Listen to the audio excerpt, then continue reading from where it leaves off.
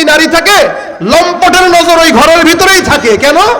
সম্পদ আছে, যার কারণে নজর আছে বেশি চোরের। একটা ইমানদার আলেম নামাজি কালামির দিলের ভিতরে ইমানের নূর থাকার কারণে শয়তানের নজর তার দিকেই থাকে বেশি। আর যারে এলেমও নাই, কালামও নাই, আমলও নাই, ওর কাছে শয়তান যাওয়া লাভ নাই। শয়তানকে আল্লাহ আমি কি শয়তান, ও আমার চেয়ে বড় শয়তান। কথা বলেন ঠিক কিনা? আমার চেয়ে বড় শয়তান, আমি ওর কাছে যাবো কি? ও তুই এই দুনিয়ার মায়ায় পড়ে করছো কত বাহানা, এই যে নয় তোরা আসল বাড়ি, কবর যে তোরা আসল ঠিকানা। পূর্বপুরুষ যারাই ছিল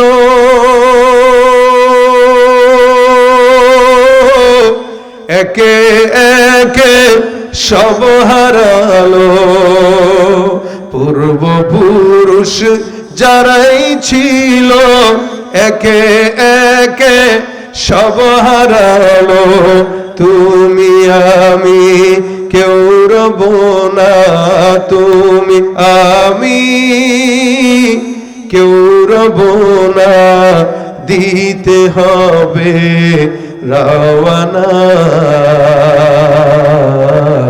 এই যে নয় তোরা আসল বাড়ি, কবর যে তোরা আসল ঠিকানা। ইন্নাল্লাযীনা ইয়াকসিবুনাল ইসমা সায়ুজজাউনা বিমা কানু ইয়াকতারিফুন।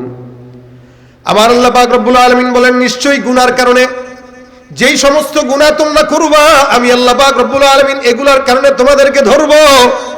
ইন্নাল্লাযীনা ইয়াকসিবুনাল ইসমা সায়ুজজাউনা বিমা কানু ইয়াকতারিফুন। যেই সমস্ত গুনাহ করা হয়, এই সমস্ত প্রকাশ্য অপ্রকাশ্য গুনার কারণে অচিরেই তোমাদেরকে পাকড়াও করা হবে। সেটা গুনাহ প্রকাশ্যে হোক গোপনে হোক, আল্লাহ বলছেন পাকড়াও করব। তোমরা টেরও পাবে না, এমন সময় পাকড়াও করে ফেলবো। ঘুমায় থাকবা তো ভূমিকম্প নাড়া দিয়া বিল্ডিং এর নিচে পড়ে মেরে ফেলবো, টের পাবা না, পলাইতে পারবা না, খোঁজও পাবা না কখন কি হয়ে গেছে। দাঁড়ায় রয়েছো, ঝড় তুফান দিয়ে একটা গাছ তোমার গায়ের উপর ফেলা দিব, মরে যাবা, শেষ। তার মানে যে ইমানদাররা বাঁচতে পারবে এরকম না। যখন আযাব আসে মুমিনরা নিয়ে শুদ্ধ পারে আল্লাহ। কেন? মুমিন তারে কেন সতর্ক করলো না? একটা ইমানদার একা একা তাসবিহ পড়ে আপনি মনে করছেন আপনি অনেক জিকিরওয়ালা হয়ে গেছেন, আপনাকে আল্লাহ আগে ধরবে। কারণ আপনি তা'মুরুনা বিল মা'রুফ ওয়া তানহাউনা আনিল মুনকারের উপর আমল করেন নাই। আপনার উচিত ছিল মানুষকে গুনাহ থেকে বাঁচানো। এজন্য আল্লাহ পাক রব্বুল আলামিন বলেন, শয়তানের কাজটা হলো কি? শয়তান সুম্মা লাআতিয়ান্নাহুম মিন বাইনি আইদিহিম ওয়া মিন খালফিহিম ওয়া আন আইমানিহিম ওয়া আন শামাইলিহিম ওয়া লা তাজিদু আকসারাহুম শাকিরিন। শয়তান ডান দিকে আসে, বাম দিকে আসে, সামনে আসে, পিছনে আসে, সব জায়গা থেকে শয়তান বান্দারে ধোঁকা দেয়, ওয়াসওয়াসা দেয়। শয়তান রাসূল বলেন মানুষের রক্তে রক্তে ঘুরে। এই কারণে শয়তানকে পরাজিত করা বান্দার জন্য জরুরি বিষয়। শয়তান আল্লাহর কাছে ডাক দেয়া বলেন, ক্বালা ফাবিইজ্জাতিকা লাউগওয়িয়ান্নাহুম আজমাইন। আল্লাহর কাছে ওয়াদা করছে, আল্লাহ তোমার যত বান্দা আছে সবগুলাকে আমি ধ্বংস করেই ছাড়বো। যে কোনো মূল্যে, মোবাইল দিয়া হোক, এআই দিয়া হোক, টিকটক দিয়া হোক, রিলস দিয়া হোক, অথবা অন্যান্য যা কিছু দিয়ে হোক, আমি ধ্বংস ওদেরকে করবই। নেক সুরত হইলেও দিব ধোকা। আর এটা শয়তানের কাজ। শয়তান বান্দাকে নেক ভাবে গুনাহটাকে উপস্থাপন করে, আর যখন গুনাহ করে ফেলে তখন শয়তান কয়, আল্লাহ আমি ওরে চিনি না, চিনি না আমি ওরে, জায়গার উপরে পল্টি মেরে ফেলে। আমার আল্লাহ পাক রব্বুল আলামিন বলেন, কামাসালিশ শাইতান ইয ক্বালা লিল ইনসানি কফুর ফালাম্মা কাফারা ক্বালা ইন্নী বারীউম মিনকা ইন্নী আখাফুল্লাহ রাব্বাল আলামিন। এই আয়াতের তাফসীরের মুফাসসিরিন একরাম একটা ঘটনা বর্ণনা করেন। মুফাসসিরিন একরাম বলেন, বহু আগের জামানার ঘটনা আল্লাহ রাসূল সাল্লাল্লাহু আলাইহি ওয়াসাল্লাম বর্ণনা করেন। বহু আগের জামানার ঘটনা। একজন আল্লাহওয়ালা বান্দা ছিল, পাদ্রী। তখনকার জামানার কিতাবের আলেম পাদ্রী লোকটা অনেক বড় বুজুর্গ লোক। ওই এলাকায় তিনজন ভাই ছিল। যেই তিনজন ভাই কোনো একটা দ্বীনি কাজে কোনো জায়গায় যাবে, তাদের একমাত্র আদরের বোন ছিল, যে এই বোনটাকে কোথায় রাখবে তারা খুঁজে পায় না। মাও নাই, বাবাও নাই, তিনজন মিলে মাশওয়ারায় বসলো, আর ডাক দিয়া কয়, আমাদের এই বোনটাকে আমরা ওই আল্লাহওয়ালা গির্জার পাদ্রীর কাছে রেখে যেতে পারি, আমানত হিসেবে থাকবে, কোনো সমস্যা নেই। তিনজন ভাই মিলে যখন পাদ্রীর কাছে চলে যায়, পাদ্রী ডাক দিয়া বলে, আমার দ্বারা তোমাদের মতো এই যুবতী বোনকে রাখা সম্ভব নয়, তুমি অন্য কোনো জায়গায় দেখো। এই তিনজন ভাই বলে, হুজুর অন্য জায়গায় যে দিব আমাদের কোনো গ্যারান্টি নেই, আপনার মতো আল্লাহওয়ালার কাছে আমাদের বোনটা নিরাপদ থাকবে। আল্লাহওয়ালা অবশেষে রাজি হয়। উনি ডাক দিয়া বলে, আমার গির্জার বাইরে ওই যে তাকায় দেখো, ওখানে একটা সুন্দর ঘর আছে, ওই ঘরের মধ্যে তোমার বোনটা থাকবে। খাবারের সময় আমি খাবারটা বাইরে রাখবো, তোমার বোনকে বলবা সুন্দর করে টাইম মতো যেন এসে খাবার নিয়ে চলে যায়, তার সঙ্গে যেন আমার কোনো দেখাও না হয়। আল্লাহর বান্দা, এইভাবে দিনটা চলতেছে। সুন্দর করে ওই মহিলাটা সকালবেলা, বিকালবেলা, রাত্রিবেলা এসে খাবার নিয়ে যায়। এ মুসলমান, একদিন, দুই দিন, তিন দিন চলতেছে। এবার একদিন শয়তান আসছে আল্লাহওয়ালার কাছে, বিশাল বড় পাদ্রী, তার কাছে শয়তান চলে এসে ডাক দিয়া বলে, শুনো। বলে কি? কই যে মেয়েটা যে তোমার পাশে থাকে, এই মেয়েটা যে প্রতিনিয়ত এখানে আসে খাবার নেওয়ার জন্য, তিনজন ভাই তোমার কাছে আমানত রেখে গেছে, তোমার তো একটা দায়িত্ব আছে না? বলে আছে তো। তুমি এখানে খাবার রাখো, সে কষ্ট করে আসতে হয়, নিতে হয়। কোন লম্পট ছেলে যদি তার দিকে নজর দেয়, তাহলে তো এই মেয়েটা ধর্ষিত হবে। এই জবাব তুমি কি দিবা? বাহ্যিক ভাবে আপনারা বলেন তো, যে শয়তান যে মানুষের সুরতে সেই বুদ্ধিটা দিল, বুদ্ধিটা তো ভালোই দিছে, যে তুমি এখানে রেখে দাও, তার তিন বেলা এখানে আসতে হয়, রাত্রেও আসতে হয়, দুপুরেও আসতে হয়, সকালেও আসতে হয়। এখন কোন পুরুষ যদি তাকে দেখে আর তার দিকে নজর দেয়, তাহলে তুমি কি জবাব দিবা বলো? আল্লাহওয়ালা ডাক দেয়া কয়, ঠিকই তো বলছো ভাই, কি করতে পারি? তুমি একটা কাজ করবা। কি কাজ? তুমি প্রত্যেকদিন খাবারটা তোমার এখানে না রেখে তার বাসার দরজার সামনে রেখে দিবা, তাহলে তারও বের হইতে হইল না, এ পর্যন্ত কষ্টও করা লাগলো না, সেই সহজে পেয়ে গেল। ঠিক আছে, এটা করা যায়, সুন্দর পরামর্শ। মনে রাখেন, কয় নাম্বার পরামর্শ দিল? 1 নাম্বার পরামর্শ দিয়া এবার আল্লাহওয়ালাকে ঘর থেকে বের করে মেয়ের দরজার সামনে পর্যন্ত নিল। এবার প্রতিদিন পাদ্রীটা ওই জায়গায় খাবার পৌঁছায় দেয়। একদিন যায়, 2 দিন যায়, 3 দিন যায়। হঠাৎ করে শয়তান একদিন সুরত বদলায়, সে কয়, ভাই। বলে কি? তোমার বলছিলাম খাবারটা সামনে দেওয়ার জন্য, কিন্তু আমি দেখলাম আজকে যখন মেয়েটা ঘরের ভিতর থেকে হাত বের করে এই জায়গা থেকে খাবার গ্রহণ করবে, তখন একটা লোকরে দেখলাম মেয়েটার হাতের দিকে তাকায় থাকতে। মনে রাখো, একটা মেয়ের হাতটাও কিন্তু একটা আকর্ষণীয় জিনিস। এই মেয়ের হাতটা প্রতিদিন যখন দেখবে, আর যদি মেয়েটার দিকে একবার নজর চলে যায়, খারাপ কাজ করলে দায়বদ্ধতা তোমার কাঁধের উপরে আসবে। আল্লাহওয়ালা ডাক দেয়া কয়, তাহলে আমার কি করণীয়?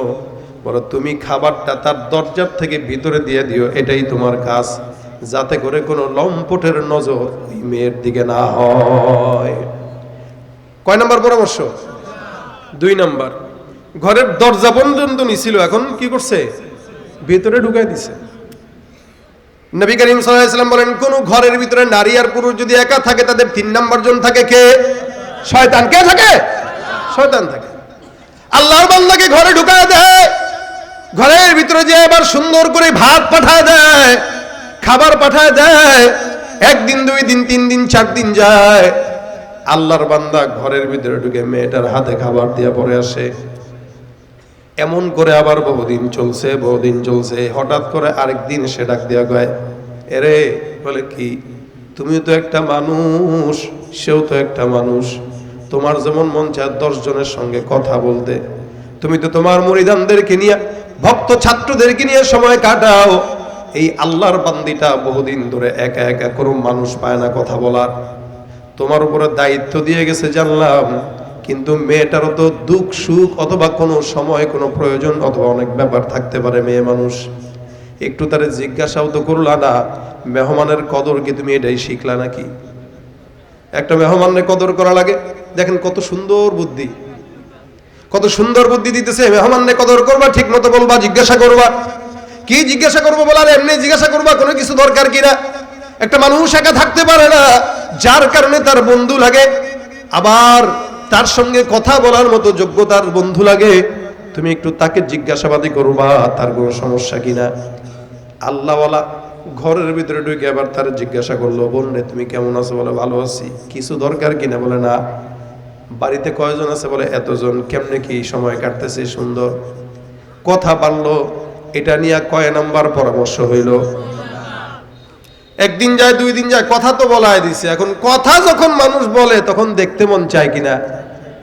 একটা মেয়ের সঙ্গে কখনো পরিচয় হয় নাই, কিচ্ছুই নাই, আকর্ষণ লাগবে না। মেয়ে ঠিক আছে তো, কত মানুষই তো মেয়ে, কিন্তু ওই মেয়েটার সঙ্গে যখন প্রতিনিয়ত আপনি একই রাস্তায় তাকে দেখবেন দেখবেন দেখবেন, দেখতে দেখতে দেখতে দেখতে মনে হবে একটু কথা বলি।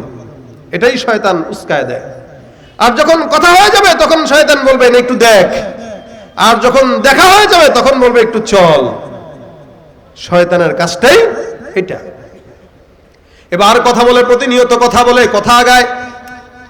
আল্লাহর বান্দাটা যতই কথা বলে, শয়তান আরেকদিন এসে বলে কি ব্যাপার, খালি কথাই নি বলবি, হাত যদি এত সুন্দর হয়, চেহারাটা দেখ না কত সুন্দর, জীবনে তো অনেক ইবাদত বন্দেগী করলি, তোর জীবনে কোনো গুনাহ নাই। মেয়েটারে একটা নজর দেখলে এমন কি বা ক্ষতি হবে? গুনাহ করস নাই, আল্লাহর কাছে গুনাহ করার পর তওবাকারীদের সম্মান অনেক বেশি। দেখছেন কয় নাম্বার?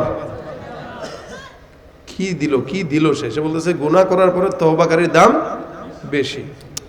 ভাই ওর কাছে তো জ্ঞানের অভাব নাই, ও তো জ্ঞানী ছিল। জ্ঞান থাকলে শয়তানি করা যায়, জ্ঞান না থাকলে বলদ সলদ গুলো শয়তানি করতে পারে না। দেখবেন মাদ্রাসার স্কুলে যেই ছেলে বেশি দুষ্ট, ওর ব্রেন বেশি, ও ব্রেন থাকার কারণে দুষ্টামি করে। আর যেগুলো বলদ সলদ, এগুলো না পড়ালেখা পারে না দুষ্টামি পারে, এগুলো বলদামি পারে, যার কারণে জিন্দগি বরবাদ হয়।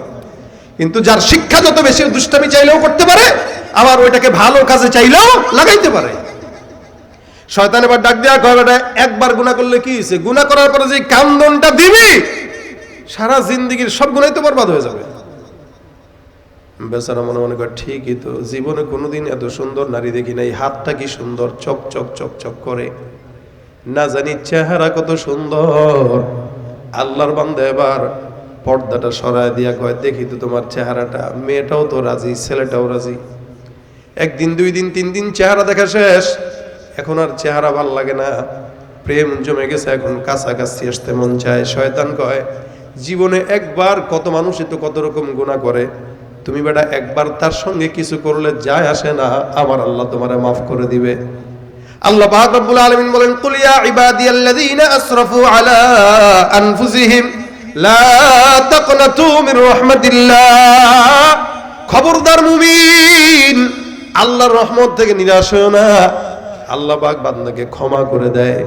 তুমি বেটা একবার গুনাহ করলেও কি, শয়তান ওই বেচারাকে ওয়াসওয়াসা দিয়া আল্লাহ পাক রব্বুল আলামিনের খালেস বান্দাকে একটা পরনারীর সঙ্গে জিনায় লিপ্ত করায় দিয়েছে। নাউজুবিল্লাহ। ভাই আলেম ছিলেন, অনেকে মনে করে হুজুরদেরকে শয়তান ধরবে কেন? আরে ভাই হুজুরদেরকে বেশি ধরে, নামাজিদেরকে বেশি ধরে, আলেমদেরকে বেশি ধরবে। কেন ধরবে জানেন? গাছে যখন বড়ই থাকে, চোরের নজর ওই বড়ই গাছেই থাকে। ঘরে যখন যুবতী নারী থাকে, লম্পটের নজর ওই ঘরের ভিতরেই থাকে। কেন? সম্পদ আছে, যার কারণে নজর আছে বেশি চোরের। একটা ইমানদার আলেম নামাজি কালামির দিলের ভিতরে ইমানের নূর থাকার কারণে শয়তানের নজর তার দিকেই থাকে বেশি। আর যারে এলেমও নাই, কালামও নাই, আমলও নাই, ওর কাছে শয়তান যাওয়া লাভ নাই। শয়তানকে আল্লাহ, আমি কি শয়তান? ও আমার চেয়ে বড় শয়তান। কথা বলেন ঠিক কিনা? আমার চেয়ে বড় শয়তান, আমি ওর কাছে যাবো কি? আল্লাহর বান্দা অবশেষে বিছানায় চলে গেল, জেনা হয়ে গেল। জেনা হয়েছে তখন তো আগিকালের জামানা, কেমনে কি করবে, বাস বাচ্চা পেটে চলে আসছে, সন্তান 1 দিন 2 দিন 3 দিন সন্তান জমিনে চলে আসছে। এখন তো মাথা নষ্ট, আরে কি থেকে কি করলাম, কি হয়ে গেল, বাচ্চাও হয়ে গেল। আই হায় হায় হায়, এলাকার মানুষ যদি জানে আমার তো জিন্দগি শেষ। আমারও তো সবাই পীর মনে করে, বুজুর্গ মনে করে, বহুত বড় মনে করে, আমি এই কাজ করছি, এটা যদি কেউ জানে আমার তো শেষ করে ফেলবে। শয়তান এবার আবার তার কাছে চলে আসলো। আসার পর ডাক দিয়া বলতেছে, কি ব্যাপার? টেনশন লাগে। বেটা তুই বেশি কথা কইস না বেটা, এই তোর টেনশনে, তোর এই কুপরামর্শে আমার আজকে এই অবস্থা। কি কুপরামর্শ দিছি আমি? তোমার হাতে আমি দায়িত্ব পালন করতে বলছি, তুমি যে ওয়াকাম করে ফেলবে, কে জানে? কে অকাম করছি কি, তোর জন্য করছি। ভাই করলে সমস্যা নাই, পেরেশানি দূর হয়ে যাবে, আমি তোকে বুদ্ধি দিতেছি আরেকটা, তুই নিবি নি? কয় কি বুদ্ধি? এটা একটু কষ্ট হবে কিন্তু মানতে পারলে তোর ইজ্জত বাঁচবে। ভাই মানুষ যখন বিপদে পড়ে, মুসিবতে পড়ে, তখন সে নিজেকে বাঁচানোর জন্য হইলেও সে গুনাহ আরো 10টা বাড়ায় করে। কি বলেন ঠিক না? একটা মিথ্যা ঢাকার জন্য 1000 মিথ্যা বলা লাগে। কি বলেন? মানুষ একটা মিথ্যার থেকে বাঁচতে, একটা মিথ্যাকে বা একটা সত্যকে গোপন করতে আরো 1000 মিথ্যা বানায় বলে। এটা বান্দার অবস্থা। এখন এই বান্দা বলে, এই কি করা যায়? শয়তান তারে মশওয়ারা দিয়া বলতেছে, শোনো, বাচ্চা তো হইছে পেটে, একটা কাজ করো, এলাকার সব মানুষ তোমার মুরিদ, এলাকার সব মানুষ তোমার ভক্ত, এরা যখন জানবে তুমি জিনা করেছো, বাচ্চা তোমার এটা পয়দা হয়েছে, তাও হারাম বাচ্চা, মানুষ তোমাকে থুতু করবে, ছিছি দিবে, বাঁচতে পারবা না, পীরগিরি আর থাকবে না। তাহলে কি করবো? এইটার থেকে বাঁচার জন্য একটু বড় একটা গুনাহ করতে হবে। এই গুনাহটা তুমি করতে পারলে তুমি বাঁচবা। বলো কি? একটা কাজ করো, এই মেয়েটারে হত্যা করে ফেলো। লা হাওলা ওয়ালা কুওয়াতা ইল্লা, কি বলে এটা? ভাই এছাড়া তো বাঁচার উপায় নাই। মেয়েটারেও মারবা, যে সন্তানটা হয়েছে ওইটারেও মারবা, জ্যান্ত মেরে তারপরে কবর দিয়ে দিবা। ওরা যখন আসবে ভাই 3 জন, তখন তাদেরকে বলবা, ভাই আমি তো বুঝি না, আপনার বোনটা অসুস্থ ছিল, বাঁচাইতে পারি নাই, অনেক চেষ্টা করছি, এই যে কবর জিয়ারত করেন, দোয়া করেন আল্লাহ যেন তারা জান্নাত দেয়। এগুলো বলে দিবা, শেষ। ওরা তো আর জানবে না। ওরা কেমনে জানবে? এইভাবে 1 দিন 2 দিন 3 দিন 4 দিন করে সময় পার। আল্লাহর বান্দা সময় যখন পার হয়ে যায়, মেয়েটারেও হত্যা করে, সন্তানরাও হত্যা করে লাশটা দাফন দিয়া ঘরের মধ্যে রেখে দেয়। অনেক দিন পরে তাদের 3 জন ভাই সমাজে আসলো, জিজ্ঞাসা করলো, আমাদের বোন কোথায়? আল্লাহ ওরা ডাক দিয়া বলে, শুনো, তোমাদের বোন অসুস্থ ছিল, আমি তাকে বাঁচাইতে পারলাম না, অনেক চেষ্টা করার পরও আমি ফেল করলাম। এই যে কবর, সূরা ফাতিহা পড়ো অথবা অন্যান্য দোয়া দুরূদ পড়ে একটু তারে কবরে সওয়াব পৌঁছাও, আল্লাহ যেন তারে জান্নাত দেয়। চিন্তা করছেন কি মায়া? নিজেই সব আকাম করলো, মারলো, গুনাহ করলো, কইরা এখন বলতেছে আল্লাহ যেন জান্নাত দেয়। আল্লাহর বান্দাটা বারবার কান্নাকাটি করে। আপন 3 ভাই এবার ঘরের ভিতরে রাত্রিবেলা ঘুমায়। রাত্রে যখন ঘুমাইলো, ঘুমানোর পরে শয়তান এসে স্বপ্ন দেখায়। প্রথম জন ভাই যে আছে, দ্বিতীয় জন ভাই যে আছে, তৃতীয় জন ভাই যে আছে, 3 জন ভাইকেই স্বপ্ন দেখায়। আর ডাক দিয়া কয়, তোদের বোনটাকে আসলেই অসুস্থ হওয়ার কারণে মরে নাই, ওই যে আলেমের কাছে বোনটাকে বর্গা দিয়া রাখছিলা, ওই আলেমটাই ধর্ষণ করে সন্তান সহ তাকে হত্যা করেছে। স্বপ্নের ভিতরে দেখাই দিল, স্বপ্নের ভিতরে যে তোমাদের বোনকে এমনি এমনি মারছে। প্রথম ভাইকেও দেখাইলো, দ্বিতীয় কেউ দেখাইলো, তৃতীয়, 3 জনকেই দেখাই দিচ্ছে। এখন 3 জন যখন ঘুম থেকে উঠলো, উঠার পরে কয়, এই স্বপ্ন তো দেখলাম এটা। মেজোটা কয়, আমিও তো এটা দেখছি। তৃতীয়টা কয়, আমিও তো এটা দেখছি। তাহলে চল তারা ধরি আর মারি। তার কাছে গেছে, যাওয়ার পরে কয়, আমার বোন কই? কয় আল্লাহর কসম তোমার বোন এমনি মারা গেছে। ঘুষানি শুরু করছে যখন, তখন ভাই মাফ করে দিস, আমার ভুল হয়েছে, আমি গুনাহ করে ফেলছি। কবর খুঁড়ে দেখে কবরের ভিতরে তার বোন বাচ্চা সহ মৃত শুয়ে আছে। করাইছে কে? শয়তান। এখন বাদশার কাছে বিচার দিবে যে বাদশা এই ঘটনা আল্লাহওয়ালা ঘটাইছে, কি করা আছে? তার ফাঁসি হবে তাহলে, যেহেতু হত্যার বিপরীতে হত্যা। রাস্তা দিয়ে যায়, ওই সেই শয়তান এবার সামনে দাঁড়ায় গেল। দাঁড়ায় বলতেছে, দোস্ত কই যাও? কয় একদম মার দিমু তোরে বেটা, দোস্ত তোর জন্য আমার জিন্দগি বরবাদ। কয় এখনো বরবাদ হয় নাই, আরেকটা কাজ বাকি আছে, এটা যদি করো তাহলে বাঁচতে পারো, এটাই শেষ চেষ্টা, নয়তো বাঁচার কোনো উপায় নাই। তাহলে কি বলো? কয় আমি এখানে দাঁড়াইছি, আমারও যদি একটা সেজদা দাও তাহলে বাদশার কাছে তোমার ব্যাপারে সুপারিশ করবো, বাদশা আবার আমার কথা শুনে। সুপারিশ করলে সে তোমার ফাঁসি দিবে না, কারণ আমি কি শয়তান? বাদশা আমার চেয়ে বড় শয়তান।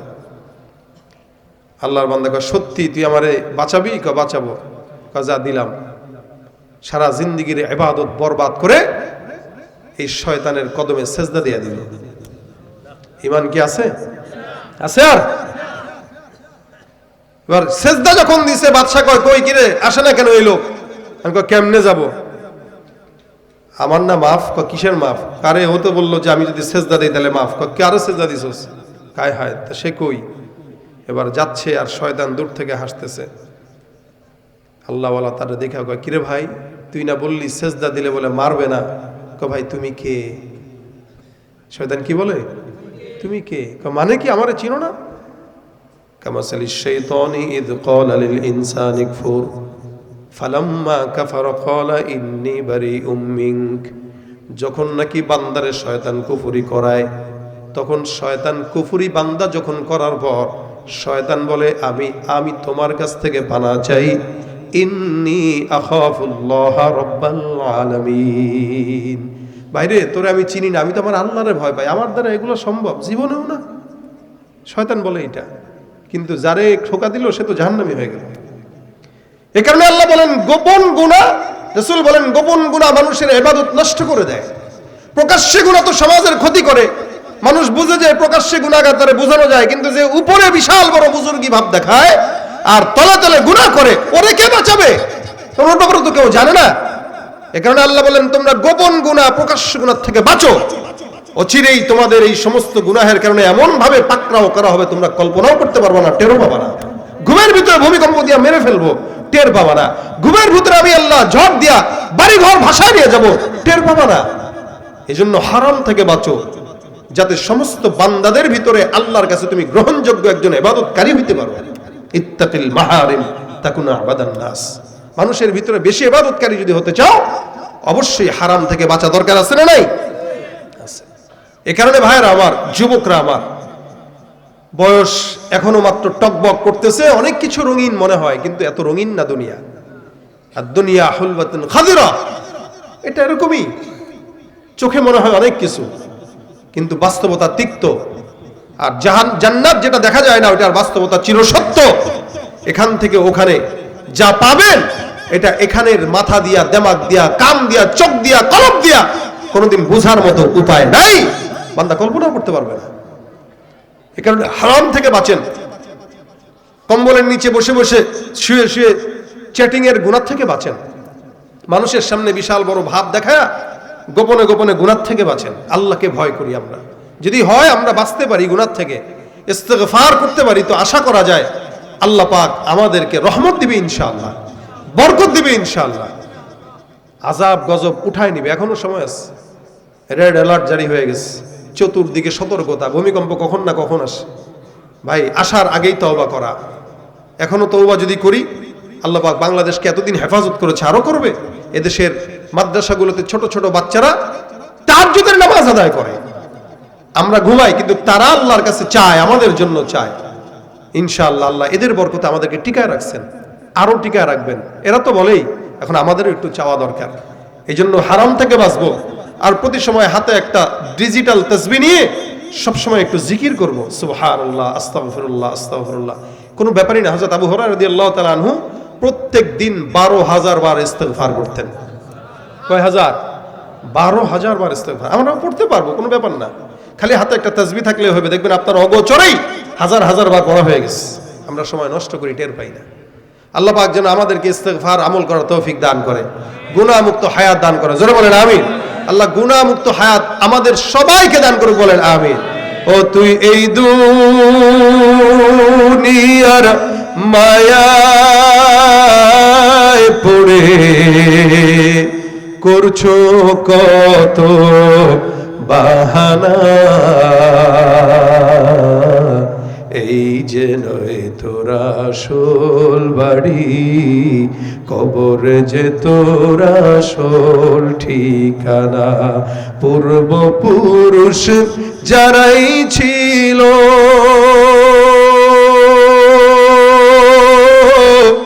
একে একে সব হারালো, পূর্বপুরুষ যারাই ছিল একে একে সব হারালো।